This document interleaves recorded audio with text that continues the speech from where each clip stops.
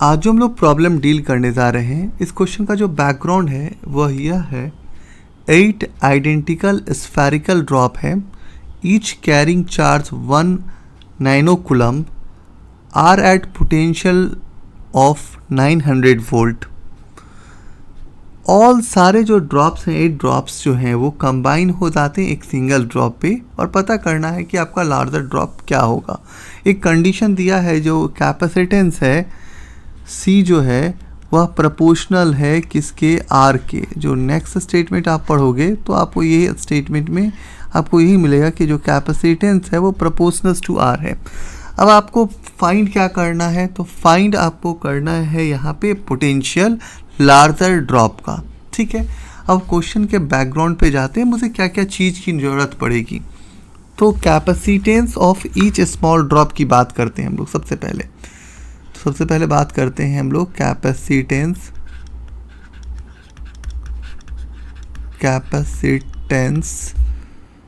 Of each small drop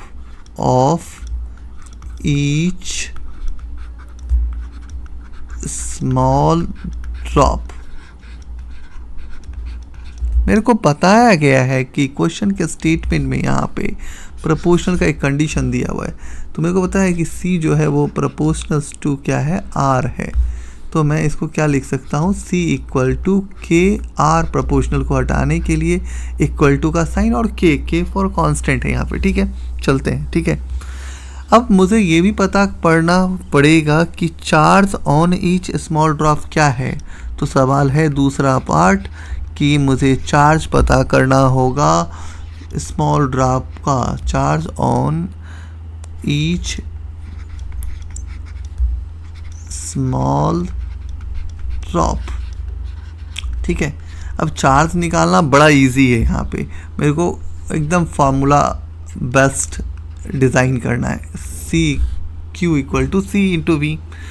अब हम यहाँ पे Q equal to C, what is the C value, अभी मैं सोचता हूँ इसके बारे में।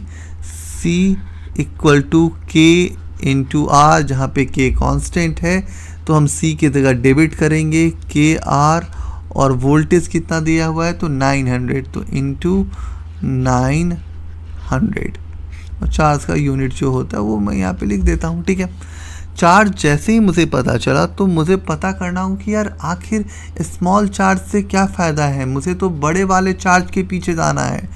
तो मुझे पता करना होगा चार्ज ऑन लार्ज ड्रॉप। अब लार्ज ड्रॉप चार्ज पता कर रहे हो तो नया चार्ज है तो Q डैश लिख लो। इसमें आप क्या करने वाले हो, सिंपल मैथमेटिक्स यूज़ करने वाले हो। 8Q, और ये कितना हो जाएगा, मल्टीप्लाई करोगे तो 7200 KR, और इधर आपका क्या हो जाएगा, कूलम यूनिट है तो कूलम यूनिट लिख लो। ठीक है, अब जैसे ही यहाँ पे आते हो तो चार्ज पता कर लीजिए, मुझे पोटेंशियल चाहिए, और पोटेंशियल का फार्मूला क्या होता है, V इक्वल टू यहाँ पे क्या हो जाएगा, Q dash by C dash. भाई Q तो निकाल दिया मैंने, यार अपने को C डैश पता करना होगा। C डैश क्या हो रहा है, अब C डैश पता करने से पहले मुझे एक बार वॉल्यूम के पार्ट पे जाना चाहिए, क्योंकि इस टाइप के सवाल जब भी मिला करे तो आप वॉल्यूम वाले पार्ट को स्किप मत कीजिए। तो अब हम जाते हैं वॉल्यूम वाले पार्ट पे। ठीक है, तो बात करते हैं वॉल्यूम के बारे में। तो हम लिखेंगे volume of a large drop. पिछले टाइम में भी हमने एक क्वेश्चन बनाया था और सेम कंडीशन लिखा था, ठीक है ना, तो उसको भी आप ध्यान रख सकते हैं। Volume of 8 small drop. जैसे ही यहाँ पे आते हो तो मुझे ये भी पता है कि वॉल्यूम के बारे में बेसिक फार्मूला पता है, 4/3 पाई RQ into 8 into 4/3 pi small RQ। ठीक है, अब यहाँ से कैलकुलेशन थोड़ा हम करते हैं, तो ये कैलकुलेशन करते हैं तो क्या आता है वो देखते हैं। तो जो टर्म कैंसिल होने वाला है उसको आप कैंसिल करोगे। यहाँ पे 8 है, 8 का मतलब 2q हो जाता है। तो ठीक है, हम r इक्वल टू सिंपल लिखेंगे, क्या लिखेंगे, 8 पावर 1/3 इंटू r। ठीक है, तो हम इसको थोड़ा ब्रेक करें तो r इक्वल टू क्या हो जाएगा, 2r हो जाएगा। ये मैथमेटिक्स है यार, 8 का q करोगे तो 2 का q हो जाएगा। तो आप कैलकुलेट कर सकते हैं, इतने सिंपल कैप जो चीज़ें हैं उनको आप दिमाग में सेट कर सकते हैं।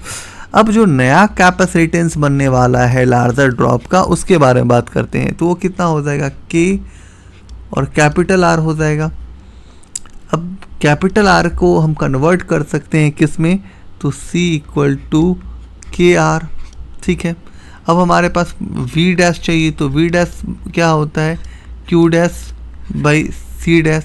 What is the Q dash, तो आपको पता है 7200 KR डिवाइड बाई क्या हो जाएगा, यहाँ जो कैपेसिटेंस की वैल्यू हो रही है, तो यहाँ पे एक दो चीज़ छूट रही थी, यहाँ पे 2 होगा। ठीक है, तो यहाँ पे क्या हो जाएगा 2 KR। यहाँ से KR वाला टर्म जो है वो मुझे हटाना था किसी तरह से, तो मैंने हटा लिया।